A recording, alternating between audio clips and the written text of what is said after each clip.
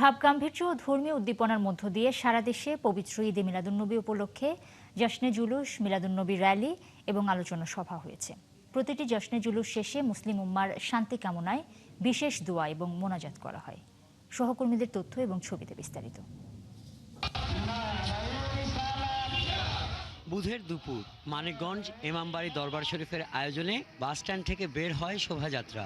উপলক্ষ ঈদে মিলাদুন্নবী।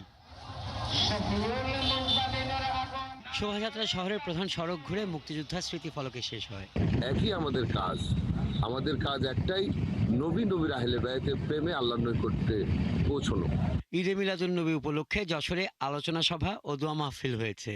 সকালে যশোর মডেল মসজিদে এই আয়োজন করা হয়। একজন ভালো মানুষ হওয়ার জন্য নবী করিম সাল্লাল্লাহু আলাইহি সাল্লামের জীবনের যে মানবীয় গুণাবলী, সেগুলো যেন আমরা শিখি, জানি এবং চর্চা করি এবং অন্যকেও এটি জানানোর চেষ্টা করি। ময়মনসিংহের শম্ভুগঞ্জ লালকুঠি দরবার শরীফ থেকে তরিকত মিশনের উদ্যোগে আয়োজিত শোভাযাত্রাটি লালকুঠি দরবার শরীফ থেকে বের হয়, পরে শেষ হয় একই পয়েন্টে।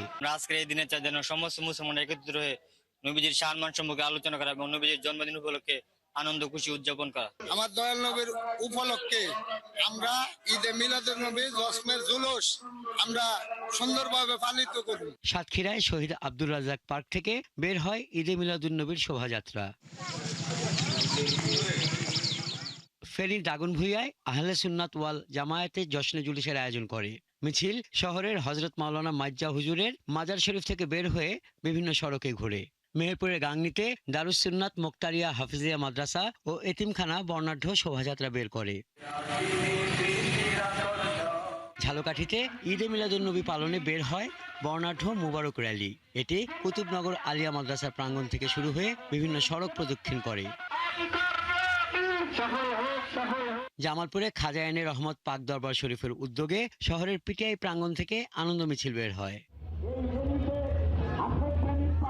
লক্ষ্মীপুরের সাইফিয়া দরবার শরীফ থেকে বের হয় ঈদে মিলাদুন্নবীর জশ্নে জুলুস। পরে এটি শহর ঘুরে একই পয়েন্টে শেষ হয়। কিশোরগঞ্জের ভৈরবে বালিকা উচ্চ বিদ্যালয় মাঠ থেকে এবং হাজী আসমাত সরকারি কলেজ মাঠ থেকে পৃথক পৃথক জশ্নে জুলুস বের হয়। হাসান আহমেদ, ৭১।